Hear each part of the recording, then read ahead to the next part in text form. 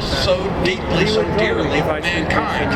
And he did this, it says, in order that he might be tempted in every way that we have been tempted, yet without sin. Yeah, there's some guys out there that So if in you're not every part of way their that we have denomination, been they won't tempted in life, run with Jesus you. was tempted. But he did not and there are guys out there that are why is that more, important? ecumenical. It's important because the Bible tells us that when you fill out our application to come, he has some fundamental that questions. we might become the righteousness of God. Now, what does it mean that he stuff, but that's one way we have a sense that. Well, many of you may be aware or familiar with the fact that Jesus went to the cross. Now, why did Jesus go to the cross? Was it just to undergo a torturous experience? No, when Jesus went to the cross, the misery of the cross was that Jesus experienced the rejection of the Father. That God the Father turned his face away from God the Son for 3 hours. And God the Father poured out all of his anger and his wrath for sin and towards sin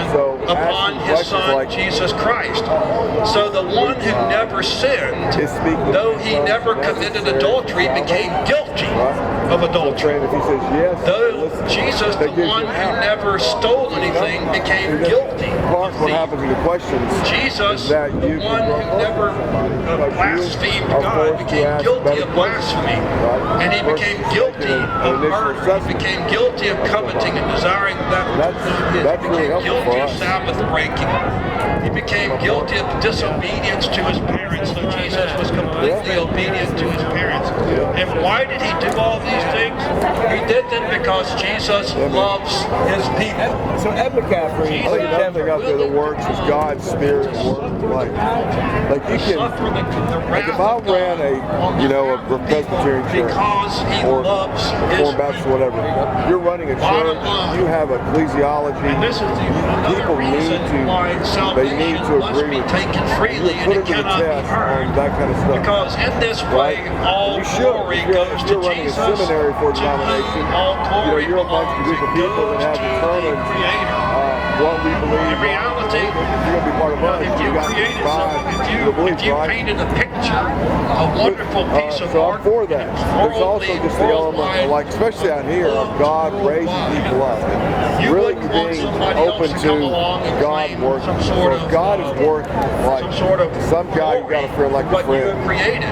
People who write music, and you they perceive protect that God it with is working copyright because they don't want somebody else to come along and make money off of what they have created. That point of unity based on God is working in his life. So we see there's a right to that which we create. What that means is he doesn't have to be a 5-point, 4-point, no point Calvinist. And he has a right to glory for being the creator of all things. And God says he will not share his glory with another. Because a lot of people so the free gift of salvation a lot of people haven't read well. And maybe God's got to do something so they'll be sanctified.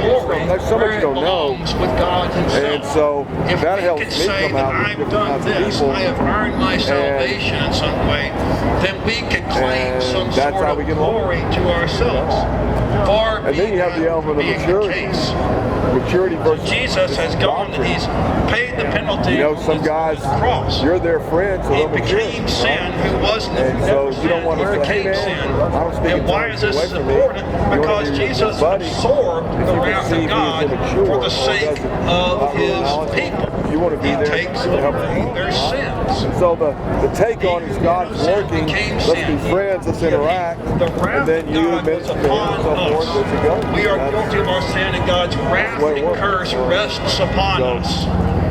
But God said, but God in his graciousness between out here and the church setting. Shift his anger, shift his wrath away from that's why, his again, people one more message and onto his son. Like if you're now the question is, does God take that wrath away from everybody? Can I just go and do as I feel, as I want to do, and just trust that God's going to forgive me anyway? And the answer is no. God takes that wrath away from his people, from those who are his people. Now how do we know if we are God's child? And then if he see, says not that,